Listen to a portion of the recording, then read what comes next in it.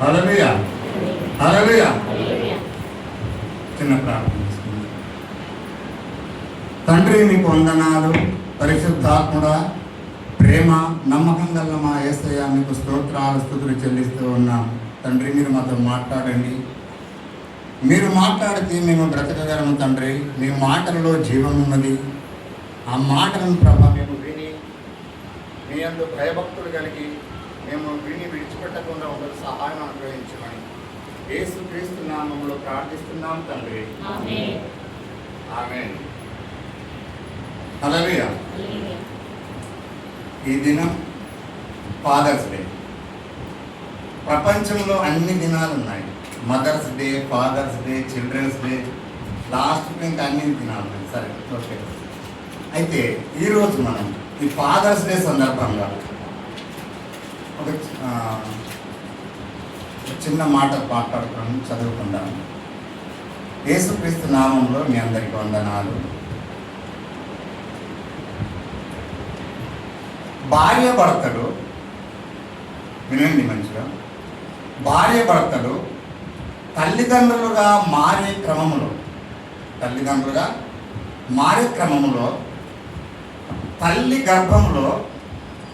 తల్లి గర్భములో ఒక శిశువు ఒక పిండముగా రూపుదిద్దుకుంటాడు.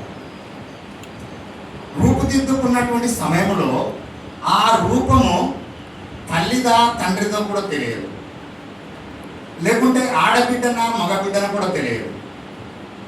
కానీ తల్లి గర్భంలో ఒక పిండముగా రూపుదిద్దుకుంటూ ఉంటాడు.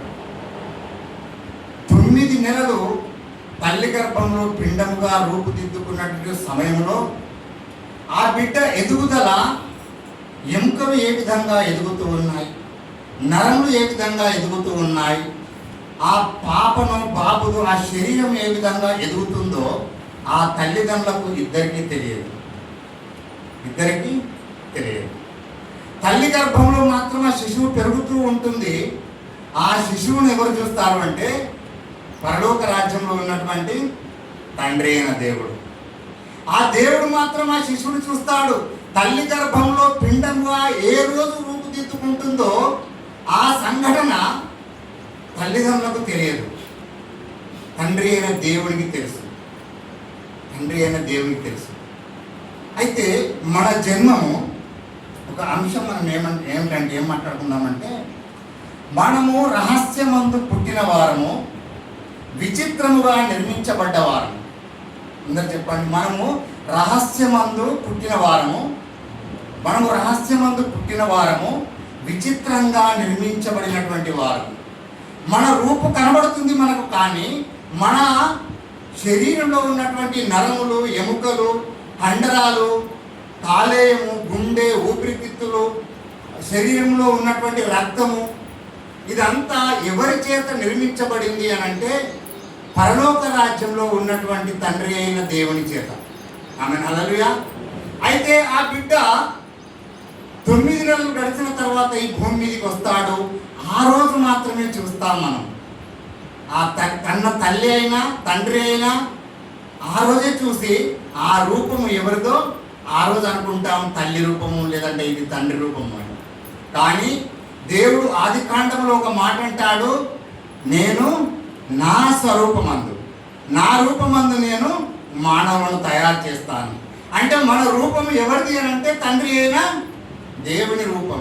ఆ తండ్రి అయిన దేవుని రూపము తల్లి గర్భంలో పిండముగా ఏ రోజైతే జన్మం తయారవుతుందో ఆ రోజే చూస్తాడు దేవుడు. ఇప్పుడు మన తండ్రి ఇప్పుడు ఎవరు? ఈ విధంగా మనం ఆలోచన చేస్తే మనకు తండ్రి ఎవరు? ఈ లోకంలో ఉన్నటువంటి తండ్రి మన తండ్రా, లేదంటే పరలోకంలో ఉన్నటువంటి తండ్రి మన తండ్రిరా? ఈ లోకంలో ఉన్న తండ్రి ఎప్పుడైతే శిశువు భూమి మీదకి వస్తుందో ఆ రోజు చూస్తాడు తండ్రి. ఆ రోజు నా కుమారుడు, నా కుమార్తె అని ఆ రోజు నుండి ఒక భారం ఉంటుంది, ప్రేమ ఉంటుంది, బాధ్యత ఉంటుంది.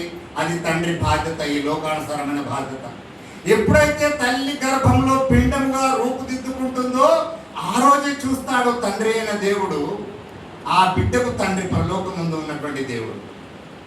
ఇప్పుడు మనం ఆలోచన చేస్తే రహస్యమందు నిర్మించబడినటువంటి మనకు తండ్రి ఈ లోకంలో ఉన్నటువంటి తండ్రా, పరలోక రాజ్యంలో ఉన్నటువంటి దేవుడు మన తండ్రా? ఎవరు ఆలోచన చేస్తే ఎవరు మన తండ్రి? పిండముగా రూపుదిద్దక మునుపే తయారు చేసినటువంటి దేవుడు మనకు తండ్రి అని మనం నమ్మాలి. ఈ లోకంలో ఉన్నటువంటి తండ్రికి కొన్ని బాధ్యతలు అప్పగించాడు దేవుడు, ఆ బాధ్యతను నెరవేర్చుకోవాలి. కానీ తండ్రి అయిన దేవుడు తన కుమారుని పంపించి మన మీద పెట్టినటువంటి, మన కొరకు తీసుకున్నటువంటి ఆ బాధ్యత, అద్భుతమైనటువంటి బాధ్యత తండ్రి అయిన దేవుడు మన కొరకు తీసుకున్నాడు. కీర్తన గ్రంథం 139 చూద్దాం. కీర్తనలు 139.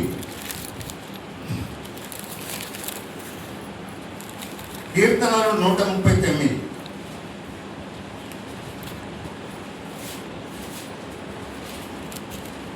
నూట 139 15వ వచనం.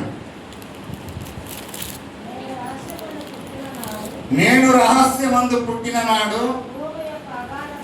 భూమి యొక్క అగాధ స్థలములలో విచిత్రముగా నిర్మింపబడిన నాడు, నాకు కలిగిన ఎముకలను నీకు మరుగై ఉండలేదు.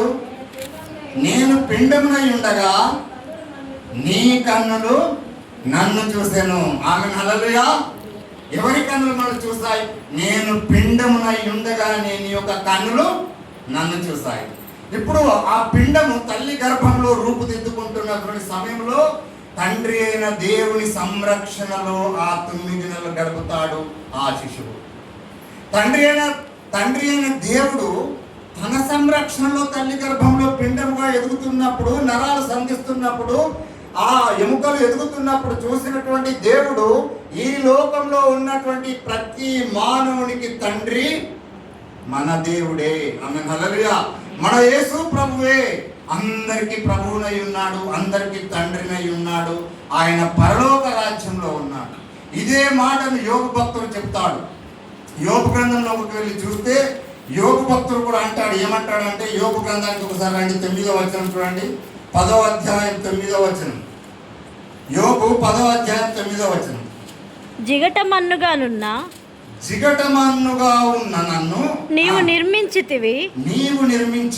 ఆ సంగతి జ్ఞాపకం చేసుకోను. జ్ఞాపకం చేసుకో. ఆమేన్ హల్లెలూయా. మనం ఎవరము? జిగటమన్నుగా ఉన్నటువంటి మమ్మల్ని చెప్పమ్మా, నిర్మాణం చేసి రూపించి ఉన్న ఆ సంగతి జ్ఞాపకం చేస్తున్నాము. నీవు నన్ను మరలా మన్నుగా చేయుదువా? ఒకడు పాలు పోసినట్లు నీవు నన్ను పోసితివి కదా. జున్నుగడ్డ ఒకడు పేరబెట్టినట్లు నీవు నన్ను పేరబెట్టితివి కదా. చర్మముతోను మాంసముతోను నీవు నన్ను కప్పితివి. ఎముకలతోను నరములతోను నన్ను సంధించితివి. జీవమును అనుగ్రహించి నా ఎడల కృప చూపితివి. నీ సంరక్షణ చేత నా ఆత్మను కాపాడుతివి. ఆమేన్ హల్లెలూయా. ఏ విధంగా దేవుడు నిర్మాణం చేశాడో చూడండి. ఎముకలను తయారు చేశాడు, నరమును తయారు చేశాడు. ఆ ఎముకల మీద చర్మాన్ని కూడా ఎవరు తయారు చేశాడు? దేవుడు. ఎప్పుడంటే తల్లి గర్భంలో పిండముగా రూపుదిద్దుకుంటున్నప్పుడు.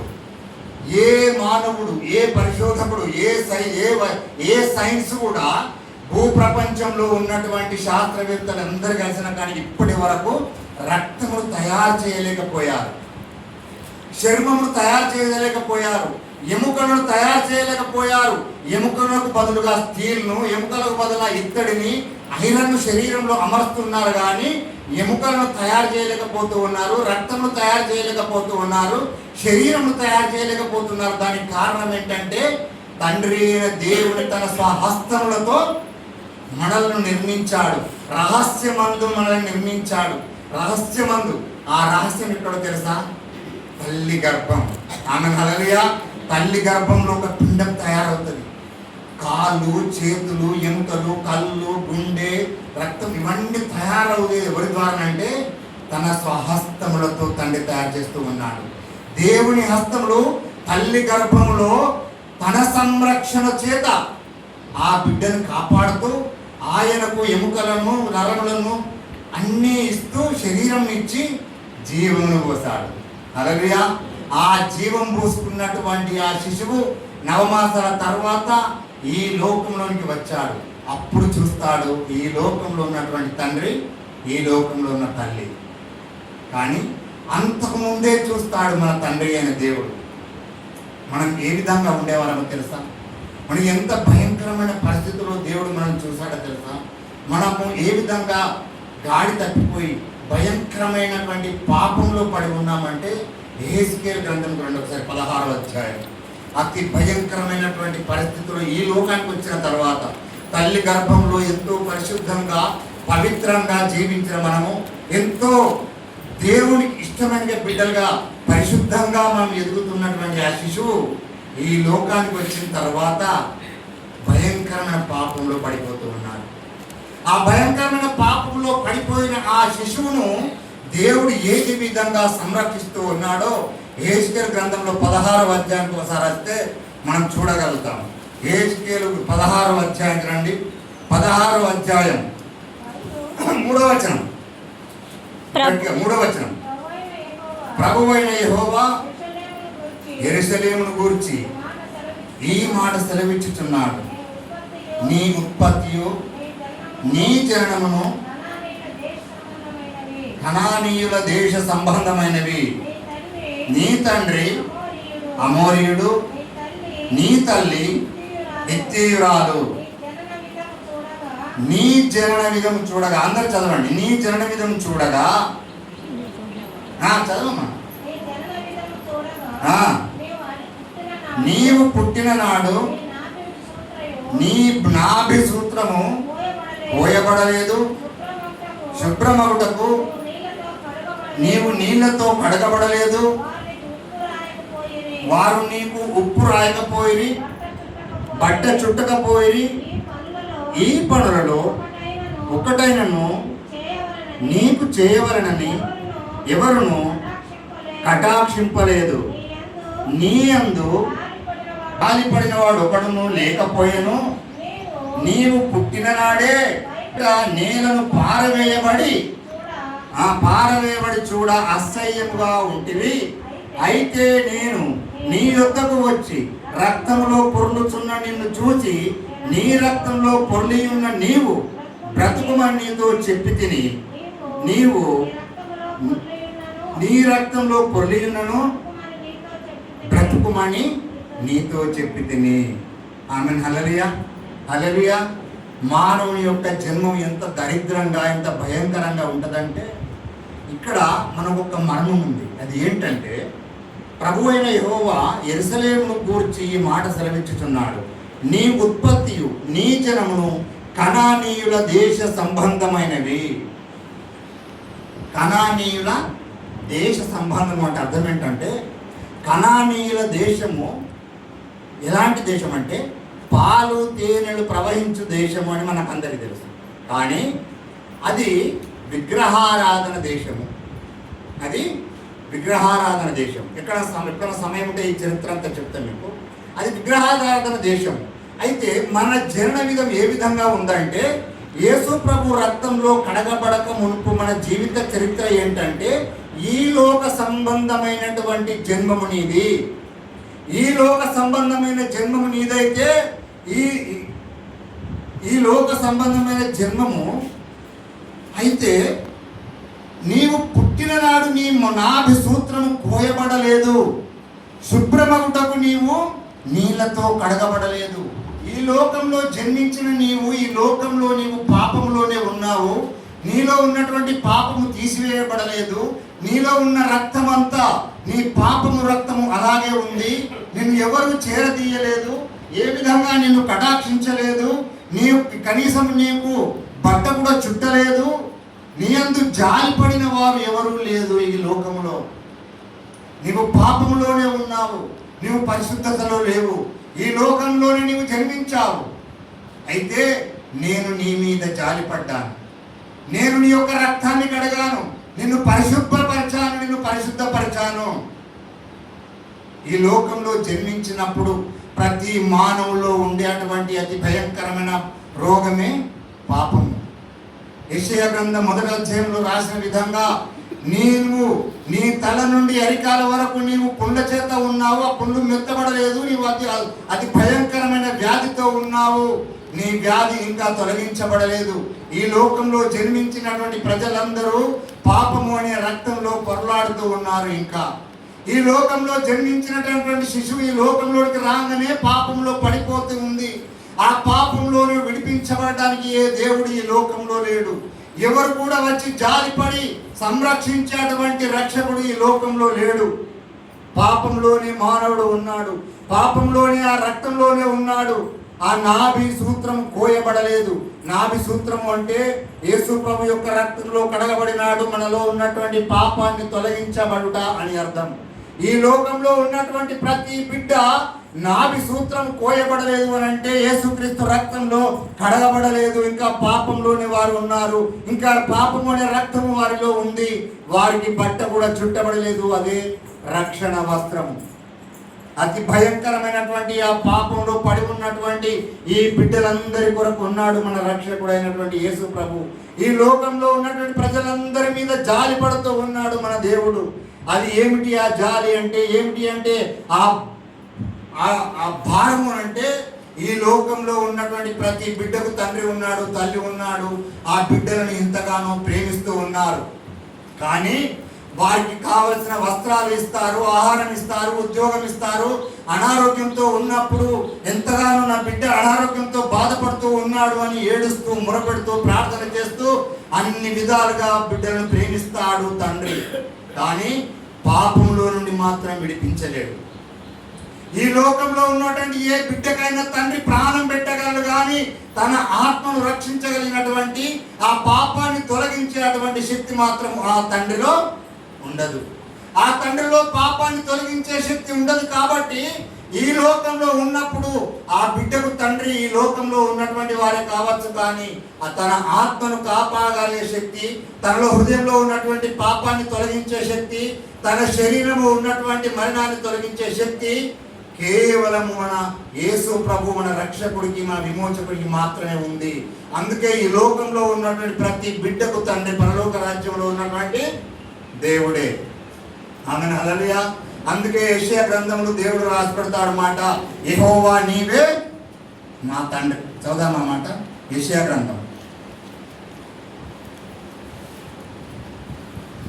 యెషయా గ్రంథం 63:16, 64:8 ఈ మాట చూడండి. యెషయా 63 మాకు తండ్రివి నీవే. వచనం ఎంతమ్మా? 16 చదువు. మాకు తండ్రివి నీవే, మాకు తండ్రివి అబ్రహాము మమ్ము నెరవేర్చపోయిను, అబ్రహాము మమ్ము నెరవేర్చపోయినను, ఇశ్రాయేలు మమ్మను అంగీకరింపకపోయినను, యెహోవా నీవే మా తండ్రివి, యెహోవా నీవే మాకు తండ్రివి. ఆమేన్, హల్లెలూయా. 64 ఇదే అధ్యాయం చూడండి. 64లో చూడండి. యెహోవా నీవే మాకు తండ్రివి, నీవే మాకు తండ్రివి, మేము చిగటమన్ను, నీవు నాకు కుమ్మరి వాడవు, మేమందరము నీ చేతి పని అయి ఉన్నాము. ఆమేన్, హల్లెలూయా. దేవుడు ఎవరికి చెప్పండి? కుమ్మరి వాడంట. మనం ఆయన చేతి పనివారం. ఆయన చేతి పనివారం అంటే కేవలము క్రైస్తవులు అనబడినటువంటి వారు మాత్రం మనమేనా, లేకుంటే లోకంలో ఉన్నటువంటి వారందరూ? లోకంలో ఉన్నటువంటి వారందరూ ఆయన చేతి పనివారే. ఆమేన్, హల్లెలూయా. ఆయన చేతి పనివారు. యెహోవా నీవే మాకు తండ్రివి, నీవే మాకు తండ్రివి. తండ్రికి పిల్లల మీద ఎంత అధికారం ఉంటుంది? నీవే కుమ్మరి వాడవు, నేను చిగటమన్ను. ఇదొకసారి మనం ఆలోచన చేద్దాం. ఆయన కుమ్మరివాడు, మనము జిగటమన్ను. ఒక కుమ్మరివాని ఇంటికి వెళ్ళి చూస్తే ఆ దర్శనము ఇర్మీయాకు దేవుడు చూపెడుతూ ఉన్నాడు. ఆ దర్శనం ఒకసారి చదువుకుందాం, త్వరగా చదువుకొని ముగించుకుందాం. ఇర్మీయా గ్రంథం ఒకసారి, ఇర్మీయా గ్రంథం 18వ అధ్యాయం. యెహోవా యొద్ద నుండి ఇర్మీయాకు ప్రత్యక్షమైన వాక్కు, నీవు లేచి కుమ్మరి ఇంటికి పోము, అక్కడ నా మాటలు నీకు తెలియజేస్తాను. ఇర్మీయాకు యేసు ప్రభు దర్శనమిచ్చి, తండ్రి అయిన దేవుడు దర్శనమిచ్చి, నీవు లేచి కుమ్మరి ఇంటికి వెళ్ళు బిడ్డ అని చెప్తూ ఉన్నాను. వెళ్ళిన తర్వాత నేను కుమ్మరి ఇంటికి వెళ్ళగా వాడు తన సారె మీద పనిచేయుచుండెను. కుమ్మరి జిగటమంటితో చేయుచున్న కుండ వాని చేతిలో విడిపోగా ఆ జిగటమన్ను మరలా తీసుకొని కుమ్మరి తనకు యుక్తమైనట్టుగా దాన్ని మరి ఒక కుండ చేసెను. ఆమేన్, హల్లెలూయా. దేవుడు కుమ్మరివాడు, మనము జిగటం అన్నాడు. ఇంతకుముందు యోబు గ్రంథంలో మనం 9వ అధ్యాయం 10వ వచనంలో ఏం చదువుకున్నామంటే, జిగటమన్నుగా ఉన్న నన్ను నీవు తయారు చేసావు అని జిగటం అన్నాడు మనం. అయితే కుమ్మరి వాని చేతిలో ఆ సారె మీద ఉన్నటువంటి ఆ కుండ విడిపోయిందంట. విడిపోయిన తర్వాత మళ్ళీ ఏం చేస్తున్నాడంటే, వాని చేతి నుంచి విడిపోగా ఆ జిగటమన్ను మళ్ళా తీసుకొని కుమ్మరి తన యుక్తమైనట్టుగా దానిని మరి ఒక కుండగా చేశాడు. కుమ్మరికి ఇష్టమైనటువంటి చేస్తూ ఉన్నాడు. ఆ మట్టిని తీసుకొని కుమ్మరికి ఇష్టమైన కుండగా మలుచుకుంటున్నాడు. ఆ మట్టి జిగటమట్టి విడిపోతుంది, కానీ మళ్ళీ దాన్ని తయారు చేసి తనకిష్టమైన కుండగా మలుచుకుంటున్నాడు. అంతటా యెహోవా వాక్కు నాకు ప్రత్యక్షమై ఇలా సెలవిచ్చాను, ఇశ్రాయేలీయులారా, ఈ కుమ్మరి మంటికి చేసినట్లు నేను మీకు చేయలేనా? ఇదే యెహోవా వాక్కు. జిగటమన్ను కుమ్మరి చేతిలో ఉన్నట్లుగా ఇశ్రాయేలులారా మీరు నా చేతిలో ఉన్నారు. దాన్ని పెళ్ళగింతును, విరగొట్టుదును, నశింపజేతును. ఏదో ఒక జనమును గూర్చి కానీ రాజ్యము గూర్చిగా నేను చెప్పి ఉండగా, ఏ జనమును గూర్చి నేను చెప్పితునో ఆ జనము చెడుతనము చేయటం మానిన ఎడల నేను వారికి చేయ ఉద్దేశించిన కీడును సంతాపపడును. ఇప్పుడు తండ్రి అయిన దేవుడు ఒక కుమ్మరి వానింటికి ఇర్మియాని పంపించాడు. పంపిన తర్వాత ఆ సారె మీద ఉన్నటువంటి ఆ మట్టి విడిపోతుంటే మళ్ళీ ఆ కుమ్మరివాడు ఆ మట్టిని తీసుకొని మళ్ళీ తనకు నచ్చినటువంటి కుండగా మలుచుకుంటున్నాడు.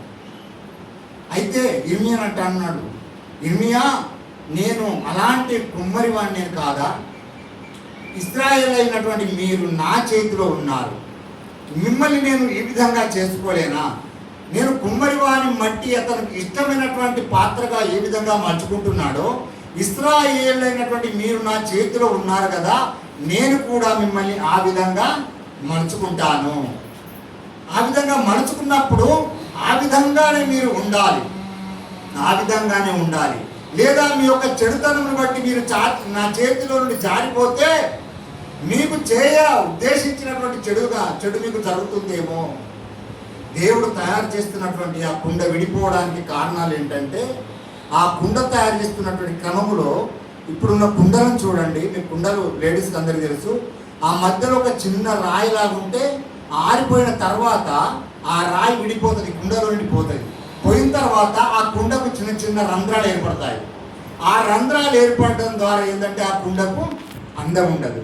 అలాంటి రంధ్రము నా జనమైనటువంటి ఇశ్రాయేలులైన మీరు నా కుమారులు కాబట్టి మీలో ఏమాత్రము అలాంటి రంధ్రాలు అంటే చిన్న చిన్న పాపాలు దోషాలు కూడా ఉండకూడదని నేను ఆ జిగటలను మళ్ళీ విడగొట్టి అందులో ఉన్నటువంటి రాళ్లను చిన్నటువంటి ఏదైనా ఉంటే చెత్తను తొలగించి అతి శ్రేష్టమైనటువంటి ఒక కుండగా లేకుంటే అతి శ్రేష్టమైనటువంటి ఒక వ్యక్తిగా నా కుమారుడుగా మిమ్మల్ని నేను మలుచుకుంటున్నాను, తయారు చేస్తూ ఉన్నాను.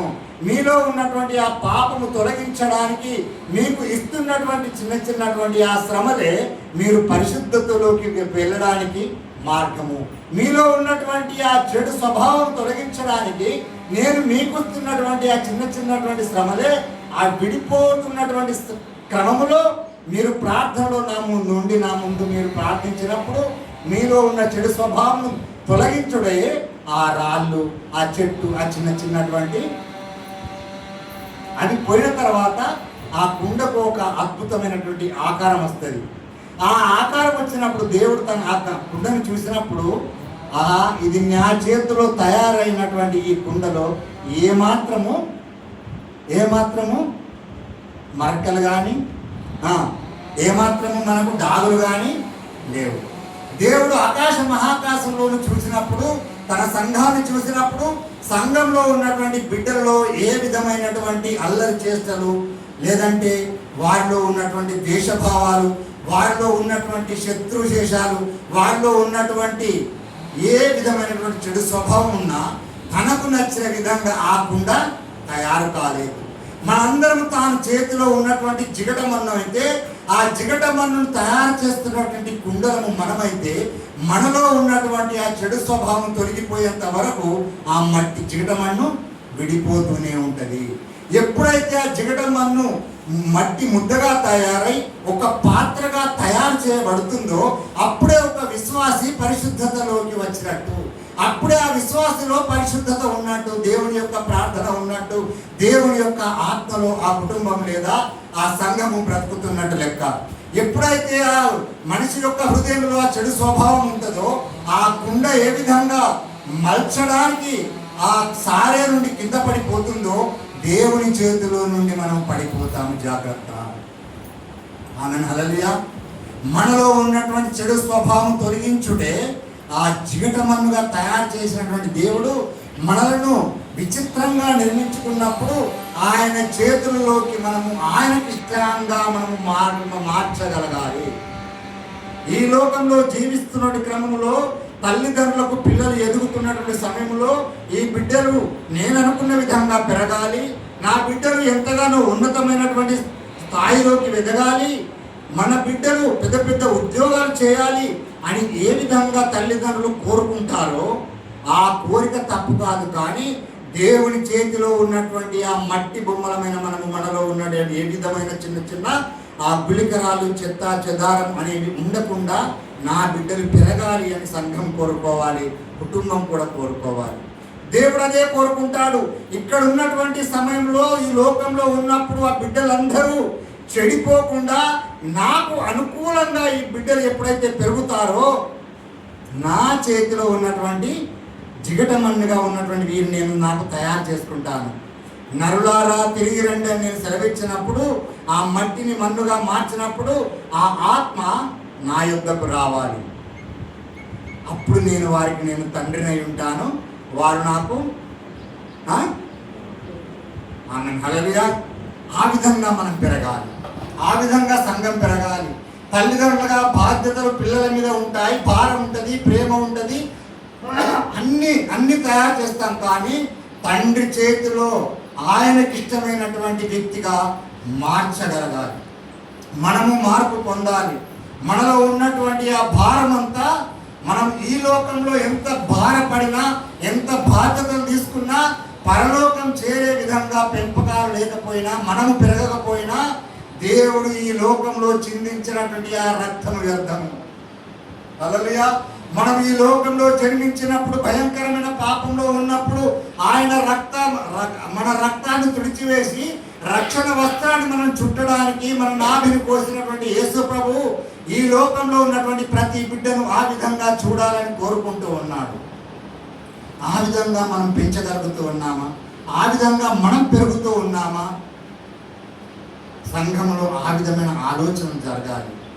ఫాదర్స్ డే సందర్భంగా మనం నేర్చుకోవాల్సింది ఏంటంటే, మన పిల్లలకు మనం తండ్రులం కాదు. ఈ లోకంలో ఉన్నటువంటి ఏ బిడ్డకు ఈ లోకంలో తండ్రి లేడు. తండ్రి ఒకడే పరలోక రాజ్యంలో ఉన్నాడు. ఆయనే తండ్రి అయిన దేవుడు. ఎందుకంటే రహస్యమందు జన్మించిన రోజున పిండం ఏ విధంగా వృద్ధి చెందుతుందో, ఏ విధంగా విడుదలవుతుందో ఈ లోకంలో ఉన్నటువంటి తల్లిదండ్రులకు తెలియనప్పుడే తండ్రి అయిన దేవుడికి తెలుసు. కాబట్టి ఆ శిశువుకు, ఆ పిండంకు తండ్రి దేవుడే. ఆయన పరలోక రాజ్యంలో ఉన్నాడు. ఈ లోకంలో మనకు బాధ్యత, ఈ లోకాన్ని నీవు భూమిని నిందించమని ఆదామును హవ్వను ఇచ్చినటువంటి ఆజ్ఞను నెరవేర్చడానికి మాత్రమే ఈ లోకంలో భార్య భర్తలు, ఈ లోకంలో తల్లిదండ్రులు భూమిని నిందించడానికి మాత్రమే ఆయన ఈ ఆజ్ఞను ఇచ్చిన దాన్ని నెరవేర్చడానికి. కానీ ఆయన చేతిలో ఉండడానికి మాత్రం ఆయనకు తగిన విధంగా నడుచుకునే విధంగా మన పిల్లలను పెంచడము, మనం పెరగడం, అది బాధ్యత. అది బాధ్యత మాత్రమే. భారం ఏంటంటే పాపంలో ఉన్నటువంటి మన బిడ్డలను విడిపించగలిగే శక్తి మనలో లేదు. ఆ భారము తండ్రికి మాత్రమే ఉంది. వివేకము కలిగి ఈ లోకంలో ఉన్నటువంటి జనులు నా వైపు రావాలని నేను చూస్తూ ఉన్నాను. రావడానికి నా బిడ్డలకు పాపంలో ఉన్నారు, ఏ ఒక్కడు నీతిమంతుడు లేడు. ఏ విధంగా అని తండ్రి ఆలోచనలో ఉన్నప్పుడు యేసు ప్రభు, ఇప్పుడు మనం 46వ కీర్తనలో చదువుకున్నమాట, తండ్రి, ఇదిగో నీ చిత్తాన్ని నేను నెరవేర్చడానికి వచ్చి ఉన్నాను. నీవు బలిని కోరలేదు, పొట్టేలను కోరలేదు, కానీ ఇదిగో తండ్రి, నీ చిత్తం నెరవేర్చడానికి నేను వచ్చి ఉన్నాను. ఆ చిత్తం నెరవేర్చుడే యేసు ప్రభు యొక్క రక్త ప్రోక్షణం, యేసు ప్రభు యొక్క రక్షణ, యేసు ప్రభు యొక్క శిలువ త్యాగం. ఆ త్యాగం క్రిందికి ఏ జనమైతే వస్తారో, ఏ ప్రజలైతే వస్తారో, వారు రక్తంలో కడగబడి ఈ లోకంలో ఉన్నటువంటి పాపం అనే మలినాన్ని విడగొట్టుకొని ఆయన చేతిలోకి వెళ్తాడు, నిజమైన తండ్రి చేతిలోకి వెళ్తాడు. ఆ రోజు నిజమైన తండ్రి మనకు దొరుకుతాడు.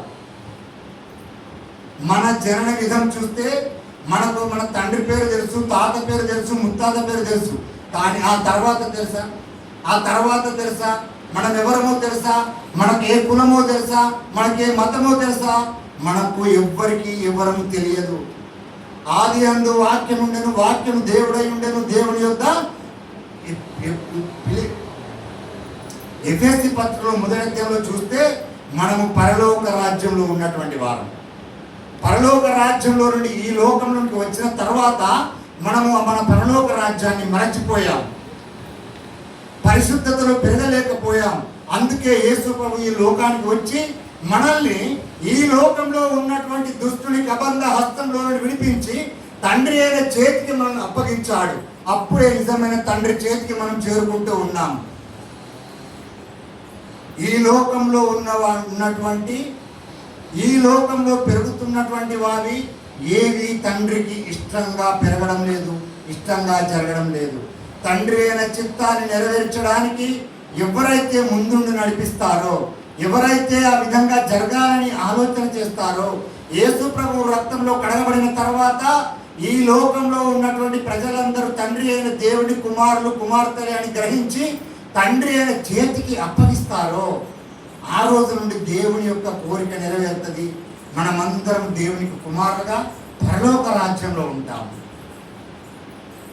నిజంగా ఈ విధంగా మనం జీవించడానికి ఫాదర్స్ డే సందర్భంగా మనం ఈ లోకంలో మన పిల్లలకు నేర్పే పాఠాలు దేవుని పాఠాలై ఉండాలి, దేవుని సంగతులై ఉండాలి. మన ఆలోచనలు దేవుడు పిల్లలు పెద్ద పెద్ద గొప్పలు కావాలని మనం అనుకుంటాం, కష్టపడతాం, ప్రేమిస్తాం, అందులో తప్పు లేదు, భారం లేదు, బాధ్యత ఉంది. ఆ బాధ్యత నెరవేర్చడానికి తండ్రులు కష్టపడాలి. కానీ ఆ తండ్రి నిజమైన తండ్రి పరలోక రాజ్యంలో ఉన్నాడు, ఆయన చేతిని చేరాలి అనే పాఠం నేర్పిస్తూ మన ఫాదర్స్ డే ముగించుకోవాలి. ఈ వాక్యం దేవుడు దీవించిన దాకా చిన్న ప్రార్థన చేసుకుందాం. తండ్రి, మీకు వందనాలు. యేసయ్య, మీకే మహిమ కలుగును గాక. మాతో మాట్లాడినందుకు వందనాలు చెల్లిస్తూ యేసుక్రీస్తు నామములో ప్రార్థిస్తున్నాను తండ్రి.